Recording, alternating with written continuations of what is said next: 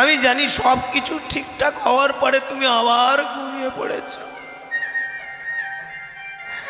তুমি যাও, দুঃখ নেই।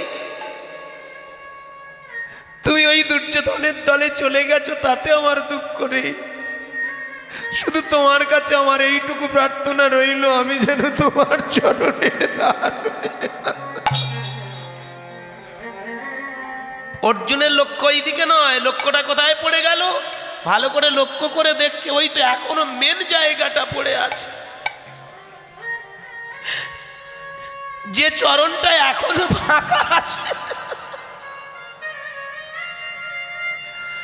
যোগী ঋষি মহান্তগণ যার চরণ পাওয়ার জন্য ব্যাকুল, এ বিশ্ব ব্রহ্মাণ্ডের সমস্ত মানুষ যখন তাকে পাওয়ার জন্য ব্যতিব্যস্ত হয়, যে চরণ পাওয়ার জন্য রাতের পর রাত চোখের জল ফেলতে হয়, আজ সেই চরণটা এখনো ফাঁকা পড়ে আছে। অর্জুন ধীরে ধীরে চরণ তলে এসে বসলো, ভগবান এই জায়গাটা তো এখন ফাঁকা আছে, তাই আমি তোমার চরণের তলে বসলাম। ওই যে ঘুমিয়ে আছে, জাগাচ্ছে না, চোখের জলটা শুধু টপ টপ করে টপ টপ করে পড়ল ভগবানের চরণে। যেই চরণে পড়ল, ভেতরের চৈতন্য শক্তি দিয়ে যখন চেতনার ওই রসটা বেরিয়ে এসে ভগবানের চরণে পড়া, ভগবান বলল, শোনো, আমি জানতাম অর্জুন আমার জন্য সব থেকে দামি জিনিস নিয়ে আসবে। দুটো দিক, একটা অহংকার, একটা হলো ভক্তি। তাই অর্জুন, তুমি যে নয়ন জলে আমাকে ডেকে ডেকে আজ তুমি যে আমাকে বেঁধে ফেলেছো, আমি কোনো কালে ছাড়া পাবো না। তাই তাড়াতাড়ি ভগবান কৃষ্ণ উঠে বসলো, আর উঠে বসতেই সামনে অর্জুন কথা দিল, আজ থেকে তোমার দলে আমি যোগ দিলাম। নিতাই গৌর হরি হরি বল। দুর্যোধন পিছনে বসে বসে ছানা বড়া হয়ে গেল চোখ। আমি তো আগে এলাম, কই হলো কই আমার, কিন্তু সামনে যেহেতু অর্জুন তার দলে যোগ দিয়ে দিল। এই জন্য ভক্তমণ্ডলী, সেদিন কুরুক্ষেত্রের যুদ্ধে নয়, এটা দিয়ে আমার ভগবান চৈতন্য মহাপ্রভু শেখালেন, এই পৃথিবীতে সব থেকে বড় জিনিস হলো নয়নের জল। যারা চোখের জল দিয়ে অনর্গল সেই আদি ব্রহ্মণাদি পূর্ণ স্রষ্টার গুণানুকীর্তন করে, তার ভিতরে আস্তে আস্তে পরম চৈতন্যের প্রকাশ ঘটে যায়। সংসার কুরুক্ষেত্রে যুদ্ধে তারাই হয় সেরা সৈনিক। হ্যাঁ মা, ঘর বাড়ি সংসার ছেড়ে যেতে হয় না। সংসারের কর্মের মাঝখান থেকে যদি আমরা ঠিক ঠিক চোখের জল ফেলে রাখতে পারি, তাহলে আমাদের ভিতরের মানুষটা জেগে ওঠে। নদিয়ার নিমাই তাই বললেন, তোমার ভিতরে যে পরম চৈতন্যের প্রকাশ আছে, এই ভক্তি দিয়ে, এই চৈতন্য দিয়ে সেই তার শরণ নাও। কারণ তুমি যেদিন বুঝতে পারবে যে তুমি সেই পরম পিতার সন্তান, স্রষ্টার সন্তান, সেদিন তুমি দেখবে এই পৃথিবীর সবাই হয়ে যাবে তোমার আপন। থাকবে না কোনো জাতাজাত, থাকবে না কোনো বৈষম্য ভেদাভেদ, এক জাতি এক প্রাণ হয়ে যাবে। সেদিনই তুমি জানতে পারবে এই পৃথিবীতে তোমার মানব জীবন সার্থক। নিতাই গৌর হরি বল। এই জন্য মায়েরা, ভক্তমণ্ডলী, আমরা হরিনাম শুনি, হরিনাম করি, হরিনামের আসল তত্ত্বটা কোনো কালে বোঝার চেষ্টা করি না। হরিনাম করলে কি হয়? এই যে বাহু তুললেন আপনারা সবাই মিলে, দেখি একবার বাহু তুলে, নিতাই গৌর হরি বল হরি বল। এই বাহুটা তোলা হলো, কেন বাহু তুলেছেন? আমি বললাম বলে? কি আমি বলেছি বলে আপনারা বাহু তুলেছেন? মোটেই না। এই বাহু তোলার কায়দাটা শিখিয়ে দিয়ে গেছে আমার নদিয়ার চাঁদ, যাতে করে আমরা ফায়দা লুটে নিতে পারি। কিরকম? আপনি যখনই বাহু তুলবেন, দেখবেন আস্তে আস্তে আপনার ভিতরে আসল কাজটা শুরু। এখানে আপনারা যারা যারা জ্ঞানী বাবা মা বসে আছেন, খুব মন দিয়ে শুনবেন। লীলা আমি গাইব, তবে লীলায় যাওয়ার আগে এই বিষয়গুলো যদি না আমরা ভালো করে ভাবতে পারি, লীলা শুনে লাভ নেই। বারবার একটা কথা বলি, আমরা প্রফেশন মানসিকতা নিয়ে কীর্তন করি, আমরা সময়ের দিকে তাকাই, যে কোনো প্রকারে সময়টা কাটাতে পারলেই আমাদের কেল্লা ফতে। কিন্তু আমি বলবো, আমি সেই মস্তিষ্কের কীর্তনিয়া নই। আমি চাইবো আপনাদেরকে কিছু দিয়ে যাওয়া। এই যে আপনাদের নদিয়ার নিমাই বললেন হাত তোলো, হাত তোলো মানে কি? হাতটা কেন তোলা হয়? এখানকার তথাকথিত তথাকথিত যারা কীর্তনিয়া তারা বলে হাত তুললে কি হয়, আমরা স্যারেন্ডার হই, তার চরণে আত্মনিবেদন করা হয়। এটা একটা দিক আছে, কিন্তু যেটা মেন আমাদের বিষয় জানার জন্য নিমাই হাত তুলতে বললেন, সেটা কিন্তু আজকের দিনে আমরা কীর্তনে আর গাই না। এই জন্য আমি যে কীর্তনটা আপনাদের চরণে নিবেদন করছি, আপনারা তো গতদিন তার আগের দিনও গান শুনেছেন এবং আগামী দিন হরিসভায় যাবেন, বিভিন্ন কীর্তনিয়ার মুখে হরিনাম শুনবেন। আমি বড় কীর্তনিয়া নই, আর কীর্তনিয়ার ওই বড় কীর্তনিয়ার দাবি নিয়ে আপনাদের চরণে আসিনি, শুধু বলবো কথাগুলো শুনে যান। বাহুটা তোলা মানে নদিয়ার নিমাই বললেন, যেই বাহু তুলবে তোমার মনটাও তত তাড়াতাড়ি উপরের দিকে যাবে। কি যাবে না? তখন আর কিন্তু এখানকার কোনো ভাবনা নয়, ভাবনা কোথায় চলে যাচ্ছে? উপরে যাচ্ছে। চাতক সুতাকা পড়াবহি আন্নির মতলেহ। চাতক পাখি, ওই যে বর্ষাকালে ছোট ছোট পাখিগুলো না, ওরা বাচ্চাদেরকে শেখায়, তোরা যেখানকার সেখানকার জল খাবি না, তোদের জন্য সব থেকে পরিশুদ্ধ জল আছে আকাশের জল, তোদের দৃষ্টিটা যেন সবসময় আকাশের দিকে থাকে। কিন্তু শকুন পাখি ওর বাচ্চাদের শেখায়, যত মগডালে থাকিস না তোর লক্ষ্যটা রাখ নিচের দিক। কি পার্থক্য তাহলে? পাখি, কিন্তু ডিফারেন্সটা কি? তাকানোর উপরে নির্ভর। আমাদের লক্ষ্যটা তথাকথিত এখানকার সংসার, এই বিষয় বৈভবের দিকে। কিন্তু নদিয়ার চাঁদ বললেন প্রয়োজন আছে, বেঁচে থাকার জন্য সব দরকার, কিন্তু তার ফাঁকে একটু চেষ্টা করে দেখো তো তুমি কে, কি তোমার আসল পরিচয়, কেন তুমি পৃথিবীতে এসেছো? এই দুদিনের পৃথিবীতে তুমি যে এসেছো, তুমি কি জানো শুধুমাত্র ভালো খাওয়া পড়ার জন্যে নয়? এই জন্যে বাবা একটা কথা বলি বাবা, আপনারা আজকের এখানে হরিনাম তলায় এসেছেন, অনেকে মনে করতে পারেন যে হরিনাম শুনতে যাওয়া মানে ছেলেটা একটু আনন্দে গাইবে, আমরা নাচবো। একটা কীর্তনিয়াকে নিয়ে আসা মানে কি একটু আনন্দ ফুর্তি করব। আমি বলি অবশ্যই, আমি গান গাইবো, আপনারা আনন্দ পাবেন, আমি দুটো ভালো কথা বলবো, আপনারা আনন্দ পাবেন, কিন্তু এটা ক্ষণিকের। ভালো গান শোনালে কিছুক্ষণের জন্য আনন্দ, কিন্তু এমন কিছু কথা আছে যে কথাগুলো কাজে লাগালে আমরা কিন্তু পরমানন্দ পাই। কিরকম? আনন্দ আর পরমানন্দ এক জিনিস নয়। সুখের দুটো ভাগ আছে, একটা হলো প্রেয় আর একটা হলো শ্রেয়। প্রেয় সুখটা কি? খুব মন দিয়ে শুনবেন, আসতে ওদিকেও কাজ হোক, কিন্তু কানটা আমার দিকে রাখবেন। শ্রেয় সুখ আর প্রেয় সুখ। শ্রেয়টা কি? যে সুখ পাওয়ার কিছুক্ষণ পরে বা কিছুদিন পরে ম্লান হয়ে যায়, সেই সুখটাকে বলা হয় প্রেয়। যে আনন্দটা এখনই পেলাম, দুদিন পরে আস্তে আস্তে কমতে শুরু করে, সেটাকে বলা হয় প্রেয়। আপনি একটা সুন্দর করে ঘর বানালেন, কিছুদিন আনন্দ হচ্ছে, বা আমি ঘরটা ভালো করেছি, খুব ভালো খুব ভালো। 1 বছর 2 বছর 5 বছর পরে দেখবেন আস্তে আস্তে মনে হবে, দূর, আমার থেকে সেই ভোলার মাঝ যে ঘরটা করেছে খুব ভালো করেছে, কি হে মদনবাবু যে ঘরটা করেছে অনেক ভালো করেছে। আপনার ঘরের প্রতি আস্তে আস্তে মনটা যেন, প্রেমটা ভালোবাসাটা আস্তে আস্তে ম্লান হতে শুরু করলো। ভেবে দেখবেন ভক্তমণ্ডলী, এই পৃথিবীতে আপনি একটা ভালো কাপড় কিনেছেন, 2 দিন ভালো লাগলো, তারপর দূর, এই কাপড়টা ভালো না, বরং ওই বউটা কি সুন্দর কাপড় পরে আছে। কেন? এটা প্রতি তোমার শ্রদ্ধা ভক্তি আস্তে আস্তে ম্লান হতে শুরু করলো। এর নাম হলো প্রেয়। এই সুখ বা এই আনন্দটার নাম হলো প্রেয়।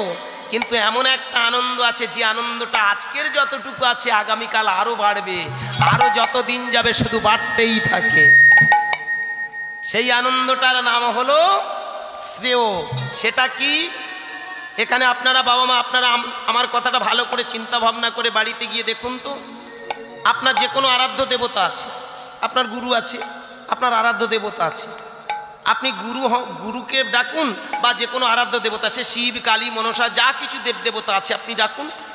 এই ডাকতে ডাকতে ভালো করে ভেবে দেখবেন, কিছুক্ষণ পরে দেখবেন সত্যি সত্যি যদি ডাকার মতো ডাকে, সেই মানুষটা বা সেই দেবদেবতাকে যদি ভালোবাসার মতো বাসেন, কিছুক্ষণ পরে বা কিছুদিন পরে দেখবেন চোখ থেকে ফোঁটা ফোঁটা হয়ে জল ঝরছে। যেদিন আপনার দেখবেন চোখে জল আসা শুরু হয়েছে, সেদিন থেকে দেখবেন ভালোবাসার মাত্রাটা যেন বেড়ে যাচ্ছে। আপনি আপনার আরাধ্য দেবতার কাছে আগে হয়তো 5 মিনিট বসতেন, এবার আপনার মন টানবে আরো 10 মিনিট বসবো, আরো মনে হবে না আধ ঘন্টা বসবো, 1 ঘন্টা। এমন একটা সময় আসবে দেখবেন ভালোবাসার মাত্রাটা সারাক্ষণ ছড়িয়ে থাকবে। যে আনন্দটা আস্তে আস্তে বাড়তে বাড়তে আনন্দের আর কুল কিনারা থাকে না, মাত্রা বাড়তে বাড়তে অনেক মাত্রাতিরিক্ত হয়ে যায়, সেই আনন্দটার নাম হলো শ্রেয় আনন্দ। নদিয়ার নিমাই বললেন, এই হাতটা তোলার সাথে সাথে যেদিন তুমি তোমার আসল মানুষটার দিকে যাবে, সেদিন দেখবে আস্তে আস্তে পরমানন্দ পাবে। নিতাই গৌর হরি বল। এই আনন্দের মাত্রাটা ছাড়াতে ছাড়াতে অনেক অনেক বেশি মাত্রায় পৌঁছে যাবে, সেদিন জানবে তোমার মানব জীবন ধন্য। তাই নিজেকে চেনো, আগে নিজেকে বোঝো তুমি কে। এই পৃথিবীতে ভালো করে ভাববেন। আসতে এখানে আমরা তথাকথিত নাম রেখেছি, আমার নাম গুরুদাস, ওর নাম হারান পরান মাকম, না, এটা আমাদের এখানকার তথাকথিত নাম, এটা আমাদের আসল পরিচয় নয়। আসল পরিচয় আমি কে। ভালো করে মন দিয়ে শুনুন, বিষয়টা একটু আপনাদের কাছে জানিয়ে দিয়ে আমি লীলায় চলে যাব। লীলায় গিয়ে অনেক গান অনেক কিছু আপনাদের শোনাবো, কিন্তু এই জিনিসটা যদি না জানেন কি হরিনাম শুনে লাভ নেই। এটা হলো ফার্স্ট টাইম, এটা প্রয়োজন খুব, যেটা এখনকার দিনে আমরা কীর্তনিয়ারা আর গাই না। আপনারা অনেকে মনে মনে চিন্তা করছেন, বাবা এতক্ষণ তো লীলার তো অর্ধেকটা হয়ে যাওয়ার কথা, ওদিকে না গিয়ে কেন আমি এই বকর বকর করছি, মানে আছে কি? কিন্তু কেন করছি সেটা, পাগলামোটা কেন করছি, যদি আমার মনের কথাটা যদি আপনি বুঝতে পারেন, যেদিন আপনার ভিতরে চেতনা আসবে সেদিন এই পাগলের কথা মনে হবে। ভগবান কৃষ্ণ বললেন, দুটো বাহু তোলার সাথে সাথে তোমার মনটা নিয়ে যাও, জেনে নাও তুমি কে। এই জন্যে বাবা নিজেকে যদি না চেনা যায়, নিজেকে যদি না জানা যায়, তাহলে পৃথিবীতে আর কিচ্ছু হয় না। নো দাইসে আত্মানাং বৃদ্ধি, নিজেকে খুঁজে দেখো তুমি কে। আজকের এই হরিবাসরে একটা কথা বলি, ভালো করে মন দিয়ে শুনবেন। এতদিন আপনারা ভগবান ভগবান করেছেন, এতদিন আপনারা দেবদেবতাদের পুজো করে এসেছেন। কেন পূজা করেছেন? সংসারে সুখ পাওয়ার আশায়। আমার ছেলে একটা চাকরি পাবে, মায়ের অসুখটা নিরাময় হবে, স্বামী আমার সুস্থ থাকবে, আমি নিজে ভালো থাকবে, এটাই তো। এটা আমরা শুধুমাত্র চেয়ে বসেছি, কিন্তু ভালো করে ভেবে দেখবেন এটা কিন্তু আমাদের ক্ষণিকের চাওয়া পাওয়া। আসল উদ্দেশ্য হলো নিজেকে খোঁজা। উনি জানিয়ে দিলেন, আমার কাছে এসে এগুলো চাইছো, চাও, সেটা দুঃখ নেই, এর সাথে সাথে আগে জেনে নাও, দেখে নাও তুমি কে। ওরা দেবতা। রামকৃষ্ণ ঠাকুরের কাছে গিয়ে বিবেকানন্দ, তখনকার দিনে হাই এডুকেটেড ছেলে, উচ্চ শিক্ষিত, রামকৃষ্ণ ঠাকুরের কাছে গিয়ে বলল, ঠাকুর আমার বড় আশা, আমি কিছু চাইবো তোমার কাছে। রামকৃষ্ণ ঠাকুর হাসতে হাসতে বললেন, পাগল আমার কাছে কেন চাইবি, মায়ের কাছে চলে যা, ও তো দেওয়ার জন্যে আছে। কে তুই আমার কাছে, তুই আমাকে গুরু বলছিস, তুই আমার কাছে চাইবি কেন, চলে যা মায়ের কাছে, মায়ের কাছে গিয়ে চা। আস্তে আস্তে ওই শিক্ষিত হাই এডুকেটেড ছেলেটা মায়ের কাছে গেল, আর সেদিন এখানকার কিছু না চেয়ে হঠাৎ বলল, জ্ঞান দাও, ভক্তি দাও, কর্মে প্রেরণা দাও, জ্ঞান দাও, ভক্তি দাও, কর্মে প্রেরণা দাও। ঠাকুর মোদের প্রাণ করে দাও নির্ভয় নির্ভীক। ঠাকুর মোদের প্রাণ করে দাও নির্ভয় নির্ভীক। জ্ঞান দাও, ভক্তি দাও, কর্মে প্রেরণা দাও। জ্ঞান দাও, ভক্তি দাও, কর্মে প্রেরণা দাও। ঠাকুর মোদের প্রাণ করে দাও নির্ভয় নির্ভীক। ঠাকুর মোদের প্রাণ করে দাও নির্ভয় নির্ভীক। সত্য ন্যায়ের পথে থাকো আমাদেরই সাথে, দীপ্ত রথে তেজে রহো আমাদেরই সাথে। সত্য ন্যায়ের পথে থাকো আমাদেরই সাথে, দীপ্ত আলো রাতে থাকো আমাদেরই সাথে। থাকো হে নিত্য এ চির সত্য, থাকো হে নিত্য এ চির সত্য, লিপ্ত করো কাজে। জ্ঞান দাও ভক্তি দাও কর্মে প্রেরণা দাও। জ্ঞান দাও ভক্তি দাও কর্মে প্রেরণা দাও। ঠাকুর মোদের প্রাণ করি দাও নির্ভয় নির্ভীক। ঠাকুর মোদের প্রাণ করি দাও নির্ভয় নির্ভীক। অধম সন্তানেরই রাখো তোমার চরণ তলে, অসুচিরে সূচি করো তোমার চরণ তলে। অধম সন্তানের রাখো তোমার আপন করে, অসুচিরে সূচি করে রাখো তোমার চরণ তলে। থাকো হে নিত্য এ চির সত্য, থাকো হে নিত্য এ চির সত্য বিশ্ব মানব মাঝে।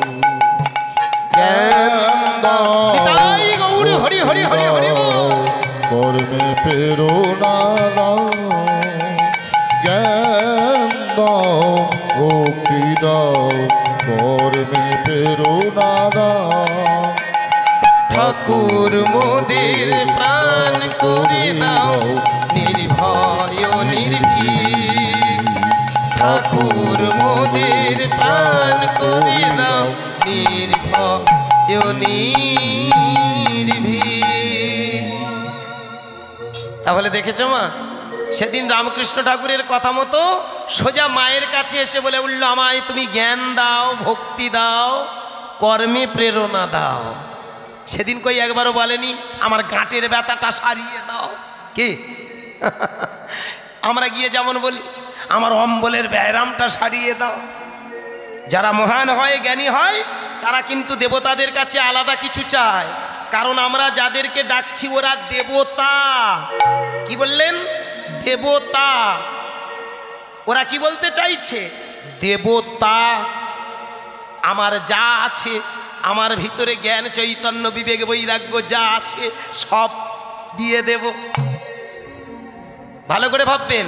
এই জন্যে চৈতন্য মহাপ্রভু বললেন আমরা নিমাইকে কেন ধরি, কৃষ্ণকে কেন ধরি, দেবদেবতাদের পায়ে কেন পড়ি? আমাদের ভেতরে সেই চৈতন্য প্রকাশের জন্যে। নদিয়ার নিমাই তাই বললেন, দুটো বাহু তোলো আর আস্তে আস্তে খুঁজে নাও তুমি কে, তবেই তোমার জীবন সার্থক হবে, তবেই তোমার এই পৃথিবীতে আসা সার্থক হবে। তাহলে আমরা কারা?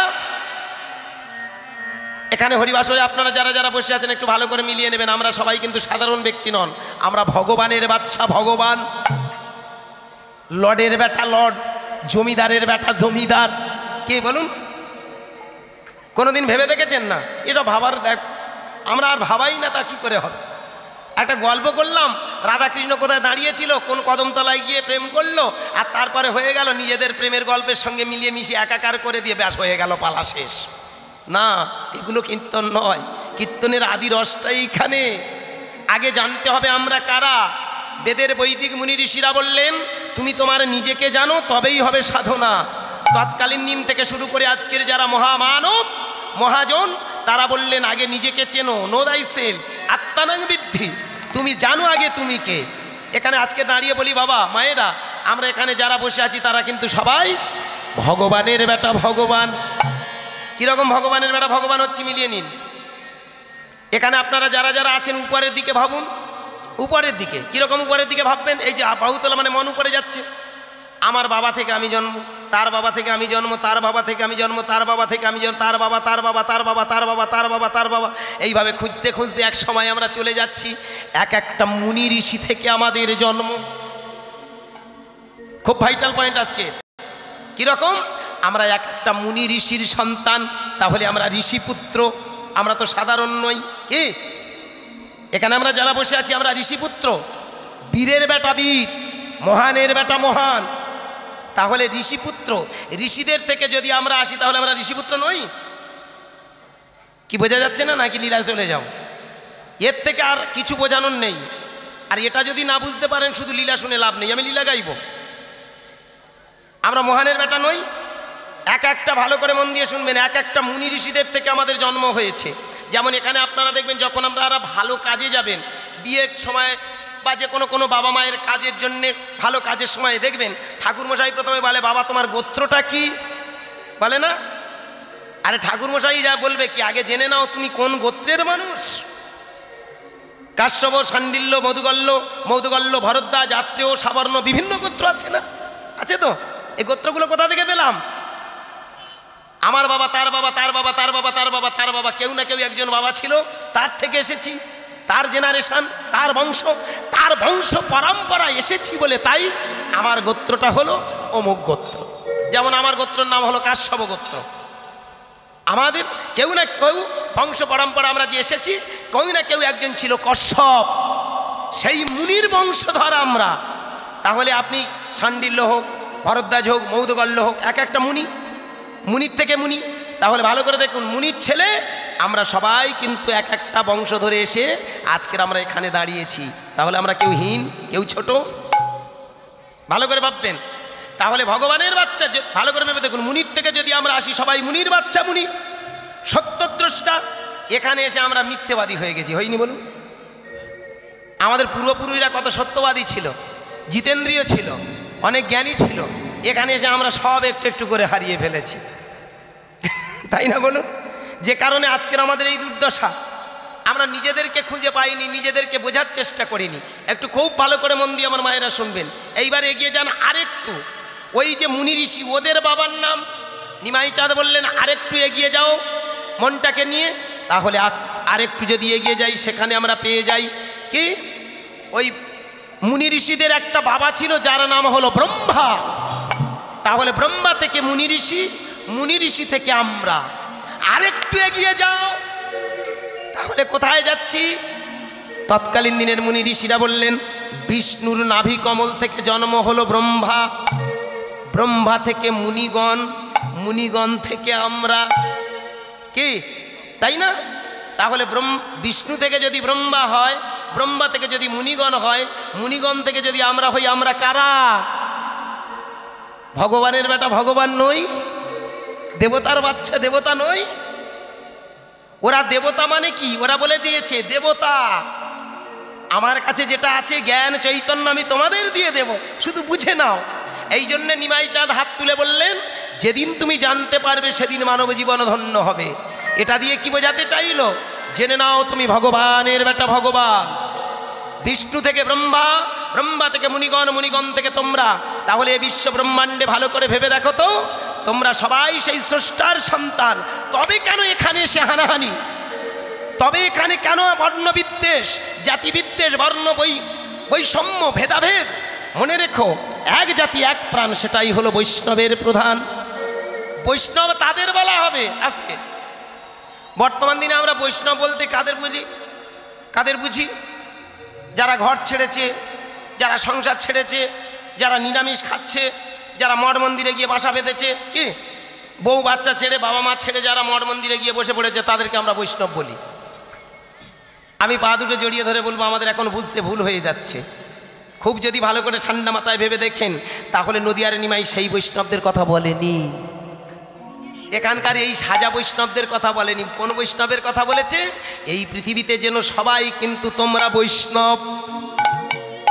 মাছ মাংস খান তো গোটা চলে।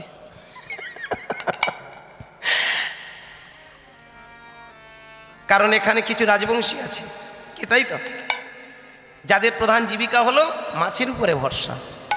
ভালো করে মন দিয়ে শুনবেন। মাছ মাংস খেলেই যে অবৈষ্ণব আর মাছ মাংস না খেলে বৈষ্ণব, এটা সৃষ্টি কারা করেছে? তথাকথিত আমাদের মতো কিছু সিটিংবাজ মার্কালো। আমরা মনে মনে চিন্তা করি একটু তিলক কাটলাম, একটু ন্যাড়া হয়ে একটা বেশ মোটা মতো রাখলাম, গোটা কদেক মালা ঝোলালাম, একটু বেশভূষা করলাম, বৈষ্ণব হয়ে গেল। এটা তো বাইরে সাজালে, ভেতরে চেঞ্জ হয়েছে। তো অনেকে বলে ওই যে নিরামিষ যেদিন থেকে খাচ্ছে সেদিন থেকে বৈষ্ণব। কেন বাবা? তার আগে অবৈষ্ণব ছিলেন, রাতারাত্রিরে বৈষ্ণব হয়ে গেলে, চেঞ্জ করলে বৈষ্ণব হয়ে গেলে। খুব ভালো করে মন দিয়ে শুনবেন, আমি একটা আপনাদের চরণে সিদ্ধান্ত দিতে চাই, এটা আমার কথা নয়। নদিয়ার নিমাই বললেন, ভালো করে খেয়াল করে দেখো, পৃথিবীতে বিষ্ণু থেকে সবাই এসেছে, সুতরাং তোমরা কে কি করলে দেখার কথা নয়, তোমরা ভগবানের বাচ্চা, ভগবান, তোমরা সবাই বৈষ্ণব। আজকের দিনে যেগুলো বৈষ্ণব বলে আমরা আখ্যা দিচ্ছি, রাগ করবে না, এ তো ঝেড়ে খাওয়ার ছাড়া আর কোনো মানসিকতা নেই। মঠ মন্দিরে যাব, খাটতে হবে না, খুঁটতে হবে না, আপনি খেটে খেটে চোখের তলায় কালি পড়ে যাচ্ছে, 500 টাকা ইনকাম করতে কাল ঘাম ছুটে যাচ্ছে, ওরা সারাদিন দেখবেন মাদুপুরি 5000 টাকা ইনকাম করে বেরিয়ে গেল। বলুন, আজকের ভালো করে যদি আমরা ঠান্ডা মাথায় ভাবি, তথাকথিত পরের ঝেড়ে খাবো, পরের বাঁশ দেব, নিজে খাটবো না, অপরে নিজে ভালো থাকবো, অপরকে কাঁদাবো, এটা ধর্মের কথা নয়। বৈষ্ণব তারা যাদের ভিতরে বিষ্ণুর গুণগুলো প্রকাশ হয়েছে। নদিয়ার নিমাই বললেন, বৈষ্ণব তোমরা সবাই, সবার ভিতরে বৈষ্ণবতা প্রকাশ পাবে যেদিন তোমরা অনর্গল হরি নামের নামী হবে। আমার এই কীর্তনটা একটু বোঝার চেষ্টা করবেন, তাহলে আর কোনো কালে কীর্তনের কিছু অভাব থাকবে না, আশা করি। কিরকম? নদিয়ার নিমাই বললেন, বৈষ্ণব হতে গেলে আগে তোমাকে বিষ্ণুর স্বভাবটা তৈরি করতে হবে। বিষ্ণু কি? বাবার কাছে যেমন সবাই সমান, ঠিক তেমন পৃথিবীতে তুমি মানুষ হয়ে জন্মেছ, যেদিন তুমি সবাইকে সমান চোখে দেখবে, সেদিনই জানবে তোমার ভিতরে জেগে উঠেছে বৈষ্ণবতা। আর সেদিন দেখবে তোমার ভিতরে আস্তে আস্তে ভক্তির প্রকাশ ঘটবে, তোমার ভিতরে কুপ্রবৃত্তিগুলো সরে যাবে। জীবনে যত আঘাত, যত ব্যাঘাত, সব দেখবে আস্তে আস্তে এই নামের গুণে সরে যাবে। আজকে আমি একটা লীলায় রাখবো, তাই আমি এইটুকু বলে যাই, নদিয়ার নিমাই আমাদের বোঝাতে চেয়েছিল, দুটো বাহু তুলে হরিনাম করো, আর এই নামের সাথে সাথে তোমাদের ভিতরে জাগিয়ে তোলো বৈষ্ণবতা। এ বিশ্বে সবাই তোমরা বৈষ্ণব, এ বিশ্বে সবাই তোমরা তার সন্তান। ছোট্ট একটা লীলার মধ্যে গেলেই বোঝা যাবে হরি নামে কি আছে। আজকের নামের মাহাত্ম্য, লীলাটার নাম হবে নামের মাহাত্ম্য। এইবার যারা আপনারা ভাবছেন, বাবা যাই হোক অনেকক্ষণ পরে লীলায় আসলো কি, আমি সেইখানে বলবো শুধু লীলায় আমরা যাব না, লীলার ভিতরে তত্ত্বগুলো শুনে নেব। এক পরম বৈষ্ণব ছিল, জানেন? আবার বলি, বৈষ্ণব বলতে আমরা যেটা ভাবি সেটা নয়। বৈষ্ণব বলতে যিনি সবাইকে কোল দেন, সবাইকে ভালোবাসেন, সেই হলো প্রকৃত বৈষ্ণব। নাম তার কৃষ্ণদাস, নামে কৃষ্ণদাস, কাজেও কৃষ্ণদাস। জানো মা, খেতে শুতে বসতে হাঁটতে চলতে ফিরতে ওই মানুষটা সদা সর্বদা গায়ে কৃষ্ণ নাম। ভালো করে ভেবে দেখবেন, যারা অনর্গল কৃষ্ণ নাম করে, হরিনাম করে, তাদের স্বভাবটা অনেকটা পরিবর্তন হয়ে যায়, কারণ নামের একটা আলাদা শক্তি আছে। নাম মানুষকে আস্তে আস্তে মহত্বের পথে নিয়ে যায়, মহানের পথে নিয়ে যায়। নাম আস্তে আস্তে মানুষকে পরমানন্দের পথে নিয়ে যায়। ভেবে দেখুন, সেই যে যার নাম কৃষ্ণদাস, ওগো শয়নে স্বপনে নিশি জাগরণে, শয়নে স্বপনে নিশি জাগরণে, শয়নে স্বপনে নিশি জাগরণে, শয়নে স্বপনে নিশি জাগরণে, গাহে সদা কৃষ্ণ নাম।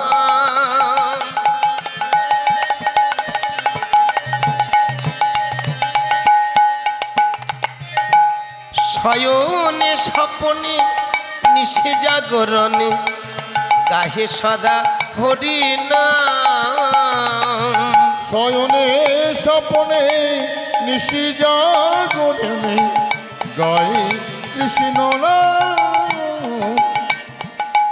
ওগো শয়নে স্বপনে নিশি জাগরণে, গাহে সদা কৃষ্ণ নাম। শয়নে স্বপনে আরে নিশি জাগরণে বাবা গাই যে কৃষ্ণ নাম। সে যে কৃষ্ণ ছাড়া আন জানে না, কৃষ্ণ ছাড়া আর জানে না, সে যে কৃষ্ণ ছাড়া আন জানে না, কৃষ্ণ ছাড়া আর জানে না, গাহি সদা মধুর হরিনাম। আরে কৃষ্ণ ছাড়া আর জানে না, ওগো গাহে সদা হরিনাম। আরে কৃষ্ণ ছাড়া আর জানে না, ও নয়ন জলে বুঝে ভাষারি তাই গৌর হরি হরি হরি বল। আরে মধুরয়ে বলি আরে কৃষ্ণ ছাড়া আর জানে, কৃষ্ণ ছাড়া আর জানে না। जय जय भगवान श्री कृष्ण चंद्र जी की, জয় राधा रानी की, जय। श्याम सुंदर की, जय। मदन मोहन की, जय। गिरिधारी लाल की, जय। भक्त वृंद की, जय। हरि नाम की, जय। महाप्रसाद की, জয় ওদিকের খবর কি? ভক্তবৃন্দ কি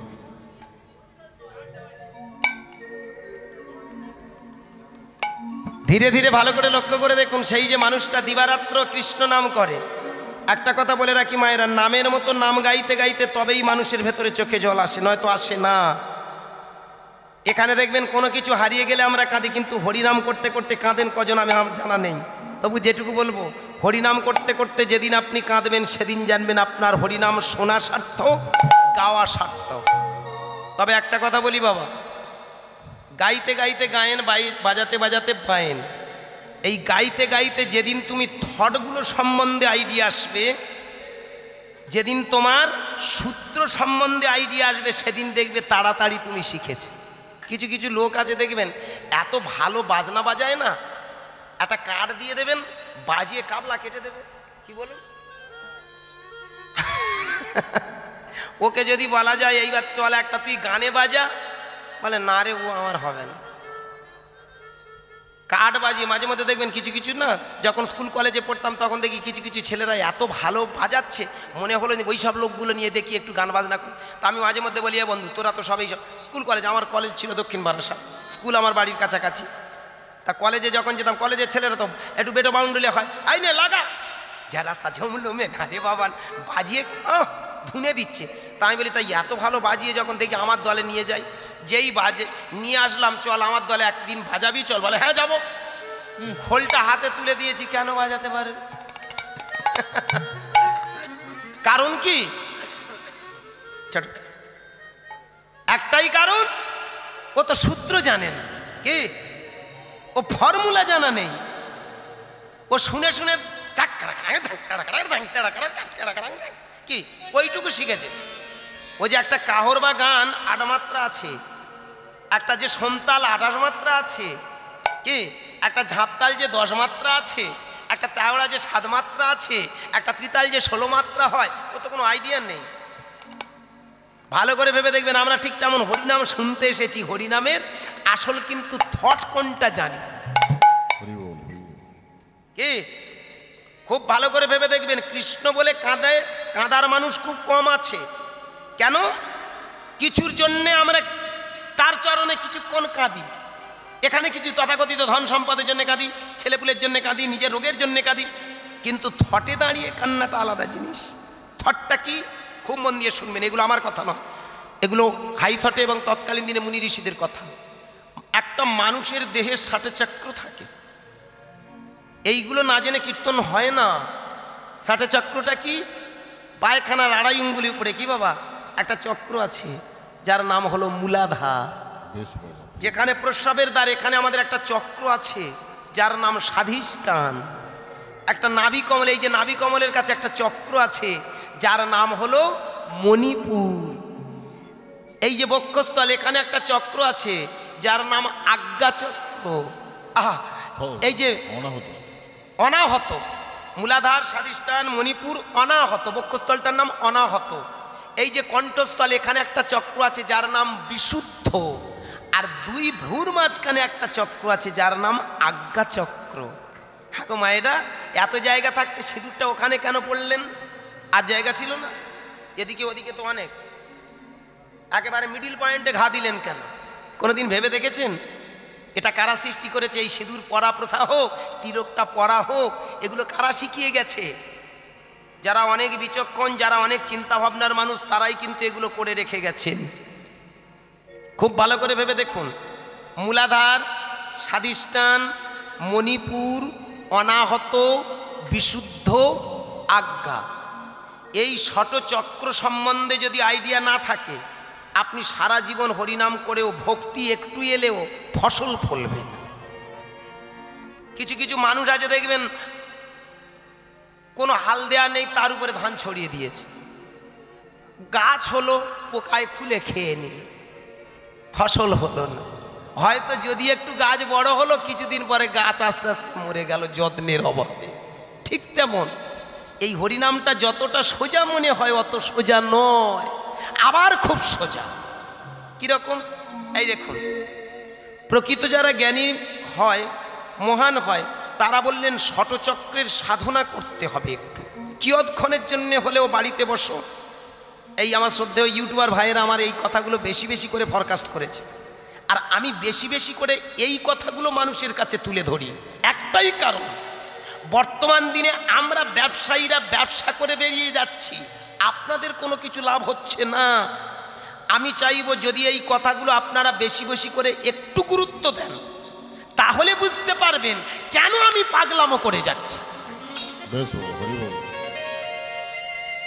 প্রত্যেকটা হরিবাসরে বলি, আজকেরও আপনাদের চরণে একটু ছোট করে বলবো। এই দেখুন, বাড়িতে যখন বসে থাকবেন, কিয়ৎক্ষণ হলেও, কিছুক্ষণ হলেও একটু বসবেন, তাহলে আমার কথাটা পরিষ্কার আপনি জানতে পারবেন, এবং শুধু তাই নয়, হরিনামের সার্থকতা প্রকাশ পাবে। মালা চৈতন্যকে লাভ নেই, মঠ মন্দিরে ঘুরে বেড়ানোর দরকার লাগবে না। এই কথাটা আপনারা একটু বাড়িতে গিয়ে 10 মিনিটের জন্য করে দেখুন, কিছুদিন পরে বুঝতে পারবেন। কীরকম? আপনি যখন একটু নিরালা নিরিবিলি পাবেন, বা ঘুমানোর আগে একটু বিছানার উপরে আডুম বাডুম হয়ে বসবেন, মনে সূচি অসুচি একটুও ভাববেন না, আমি সূচি, আমি অসুচি, আমার দ্বারা হবে না, এই কথাগুলো মাথায় ঢোকাবেন না। কারণ যত খুঁতখুঁতানি ঢোকাবেন তত ব্যায়ামটা বেড়ে যাবে। কোনো মানুষ যদি মনে মনে ভাবে আমার না জানি কি হচ্ছে, শরীরের ভেতর কি হচ্ছে, সত্যি সত্যি সে একসময় দেখবে তার ভেতরে কি হচ্ছে। ক্যান্সার রোগীকে যদি বলা হয় তোমার কিচ্ছু হয়নি, তাহলে জানবেন সেই রোগীটা অনেক দিন বাঁচবে। কিন্তু সবে ফার্স্ট টাইম তাকে যদি বলা হয় ক্যান্সার হয়েছে, ওর 6 মাস হবে না, ঘরে চলে যাবে। কারণ মেন্টাল ডিজিজ, সাইকোলজিক্যাল একটা প্রবলেম মানুষের ভিতরে কাজ করে, যেটা মানুষের ভিতরে বারবার খুঁতখুঁতানি ঢুকবে, সেই ব্যায়ামটা ঢুকে যাবে। আমাদের এই ব্যায়ামটা এসেছে বলে তাই কিন্তু ভগবানটা আজকের খুঁজে পাওয়া যায় না। বিষয়টা আমাদের কাছে পরিষ্কার হয়নি। কিরকম? আপনি তুলসী গাছে জল দিতে যাবেন, হঠাৎ মনে পড়লো এই রে সেই 60,000 টাকা সেই কি একটা কীর্তনিয়া বলেছিল, একটা কি মন্ত্র যেন, কি বলি মনে নেই, এ মা কালের জল ঢাল দিচ্ছি হবে। এই যে ভেতরে ভেতরে চিন্তা করলেন, মন্ত্র ছাড়া হবে, আপনার কিচ্ছু হবে না। কিন্তু যদি মনে করেন আমি জলটা ঢালছি, হে যোগমায়া, মা যোগেশ্বরী, মাগো তুই করুণা করে, আমি তো মন্ত্র জানি না, তন্ত্র জানি না, তুই করুণা কর, তুই আশীর্বাদ কর, জানবেন ওখানেই হয়ে গেল। আজকের বাবা মনের ভিতরে যত আমরা খুঁতখুঁতানি লাগাবো, ততই কিন্তু আমরা মনটা ছড়িয়ে পড়বে, ঠিকানায় কেউ যেতে পারবো না। কুসংস্কার। প্রাণপণে চাইবেন, আস্তে আস্তে আস্তে প্রাণপণে চাইবেন মনের ভিতর থেকে খুঁতখুঁতানি ব্যায়ামটা সরিয়ে দিতে।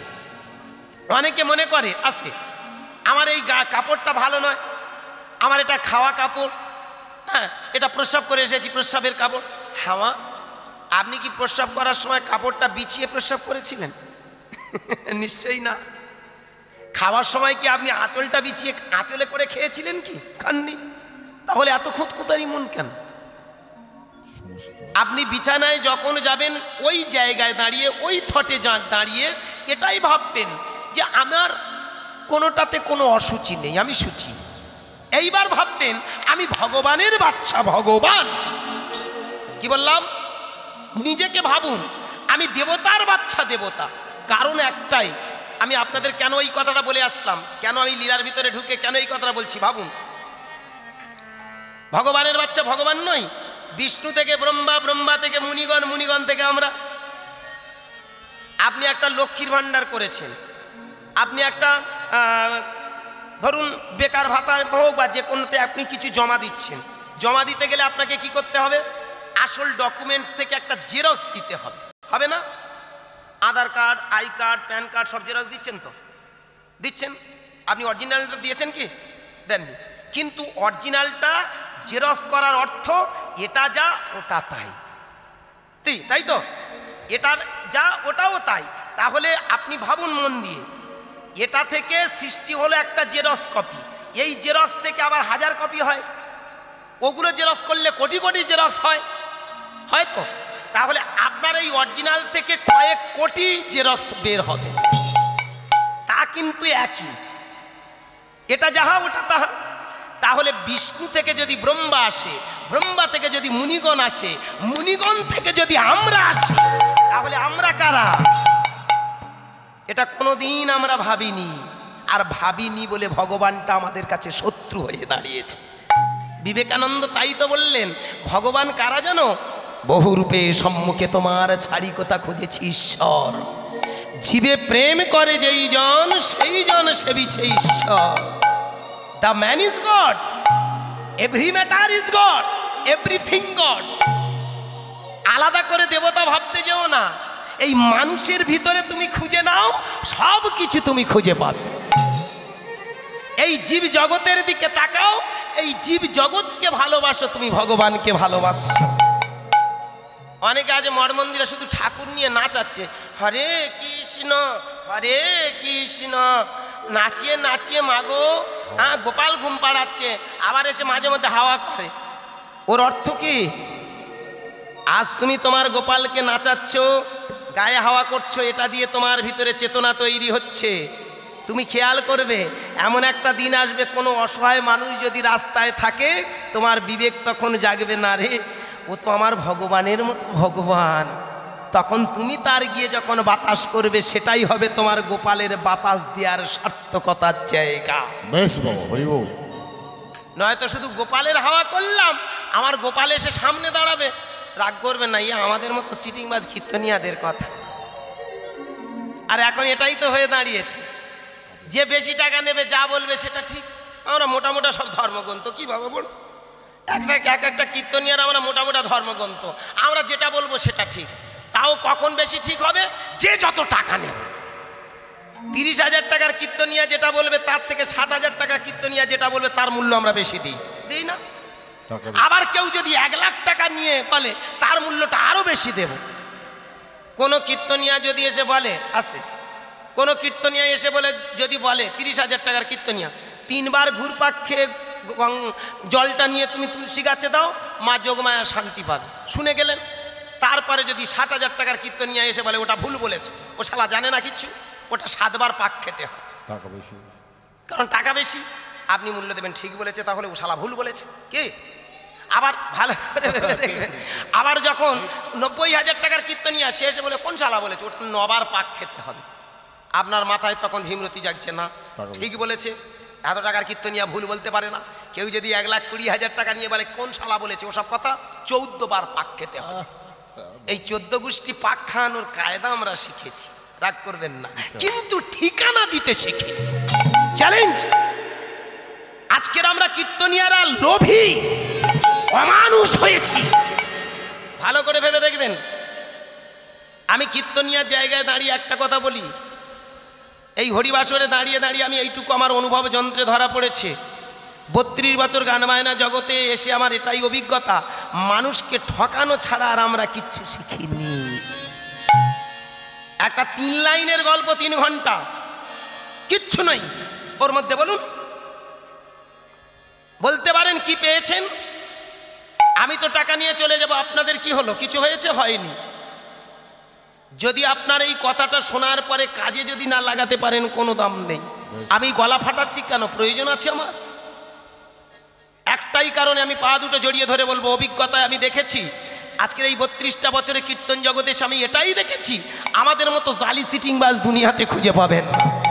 একটা হরিবাসর চালাতে কাল ঘাম ছুটে যাচ্ছে, পাড়ায় পাড়ায় ভিক্ষে করে আমার বাবা মায়েরা কত কষ্ট করে একটা হরিবাসর নির্মাণ করে, আমরা এমন জানোয়ার 3 ঘন্টায় সেই টাকাগুলো নিয়ে চলে যাচ্ছে। ধর্মের হরিব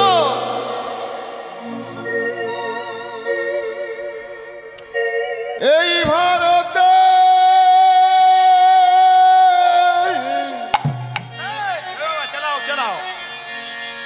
ধর্মের নেই ঠিকানা, নকল ধর্ম চর্চা করে আমরা শান্তি খুঁজে কেউ পেলাম না। আজকের ভালো করে ভেবে দেখুন, আমরা নকল ধর্ম চর্চা করছি, মনটাকে ঠিক জায়গায় নিয়ে আসতে পারিনি বলে আমরা ঠিকানা হারিয়ে ফেলেছি। আর আমরা যারা লোভী বেঈমান অমানুষের দল, তারা আজকের শুধু নিয়ে চলে যায়। খুব ভালো করে ভেবে দেখুন, নিমাই তখনকার দিনে ব্রাহ্মণ্যবাদের উপর কলম চালিয়েছিল। সমাজে যারা শোষণকারী তারা কোনোদিন মানুষ নয়, যারা সমাজকে শোষণ করে তারা কোনো কালে সৎ হতে পারে না, তারাই অসাধু। অনেকে বলতে পারেন তুমি তো চিৎকার করছো বাবা, তাহলে তুমি কি কম শোষণ করছো? 32টা বছর কীর্তন জগতে অন দ্য স্টেজে উইদিন ক্যামেরার সামনে আমি বলছি, আপনারা চ্যালেঞ্জ করছি, কোনো হরিবাসরে কোনো নায়ক বাবু বলতে পারবে আমি তার উপর প্রেশার ক্রিয়েট করে টাকা নিয়েছি? কথা দিলাম আমি হরিনাম ছেড়ে দেব। আমি মানুষকে বলি বাবা আমার যেটুকু প্রয়োজন আমি তো বাঁচবো বাবা, আমার বাচ্চা কাচ্চা তো বাঁচবে, যেটুকু প্রয়োজন সেইটুকু দিও বাবা। আমি সেইভাবে মেনটেন্স করে নিয়ে আজকের এই কীর্তন জগতে কীর্তন করে বেড়াচ্ছি। পা দুটো জড়িয়ে ধরে এইটুকু আপনাদের কাছে আমার ভিক্ষা রইল, জীবনে আপনাদের কাছে আমি যদি কিছু ভালো দামি কথা আমার যেটা ঈশ্বরের আশীর্বাদে পেয়েছি, এই কথাগুলো আমি আপনাদের চরণে দিচ্ছি। যদি আপনারা কেউ কাজে লাগাতে পারেন তাহলে জানবেন আমার জীবন সার্থক।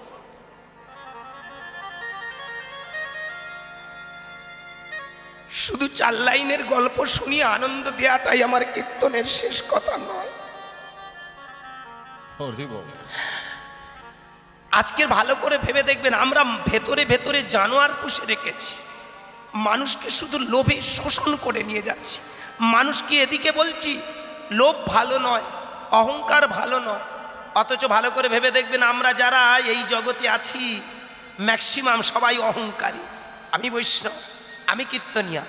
একটা কীর্তনিয়ার সঙ্গে কথা বলতে যাবেন, অ্যাসিস্ট্যান্ট ছাড়া তার কোনো গল্প নেই।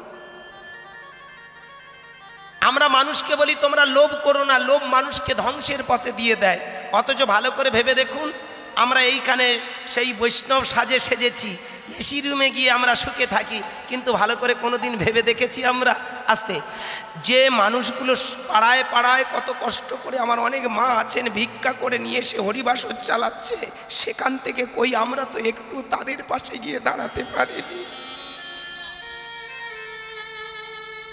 লোভটা কাদের? একটা সাধারণ মানুষের থেকে আমি মনে করবো আজকের আমরা যারা ধর্ম যাজক আমরা লোভী। একটু আগে আমি একটা কথা বললাম না, আমরা জানোয়ার। বাঘ থাকে বনে, থাকেও সে মনে, রক্তের স্বাদ পেতে চাই ক্ষণে ক্ষণে। মানুষের রক্ত মানুষই তো চায়। ভালো করে ভেবে দেখবেন, আজ আমরা মানুষকে শোষণ করে আমরা নিজের আখর গুছাচ্ছি, এটা ধর্ম নয়। ধর্মের প্রথম সোপান মানুষকে বোঝাও, তাদেরকে সেই জগৎ দেখাও। তাই তো নিমাই ঘর ছেড়ে নিজের সুখ ছেড়ে মানুষের সুখটাকে পাইয়ে দেওয়ার জন্য এসেছিল। সুখটা কি? মিলিয়ে নিন। যেটা বললাম, মনে খুঁতখুঁতানি ঢোকাবেন না, বিছানায় বসুন, এমনি করে আমার ঠাকুরের মতো বসে আছে যেমন আডুম হয়ে বসবেন। আডুম হয়ে বসে, আডুম বুঝতে পারছেন তো? একদম সুখবা, যে কোনো আমার পাগলিমা বসে আছেন এইরকম বসবেন। পারলে আমার মতো একটু চেষ্টা করুন। আমি সব হরিবাসরে এই কথাটা বেশি বেশি করে প্রচার করতে চাই। এই গোড়ালিটা তলপেটে লাগান, এই গোড়ালিটা টেনেই তলপেটে লাগান, একটা আসন তৈরি হয়ে যাবে যার নাম হলো পদ্মাসন। এই আসনটা করলে মানুষের ভিতরে একাগ্রতা তৈরি হয়। Concentration is best of policy. মনের একাগ্রতা ছাড়া কিছু হয়নি কোনো কালে। ছেলেরা যখন পা ছড়িয়ে বই পড়ে আমরা বকা দিই না, বকে দিচ্ছে এই সোজা হয়ে ভালো করে বস। এটা আজকেকার দিনের কথা নয়, বহু দূর মানে যুগ যুগ ধরে এই কথাটা আসছে। যেমনটিভাবে বসবে তেমনটি তোমার একাগ্রতা আসবে। এবার আসুন, অমনি করে বসার পর ধরুন যদি না পারেন, বয়স হয়েছে তোমার, অনেক মায়েরা বাবারা পারবেন না, দরকার নেই, আডুম বাডুম হয়ে বসুন। এইবার হাত দুটো এমনি করে ফেলে দিন, এর নাম জ্ঞান মুদ্রা। তিনটে জুড়ে দেবেন, টাচ করবেন, তিনটে জুড়ে দেবেন, টাচ করবেন, এমনি করে দুটো আস্তে আস্তে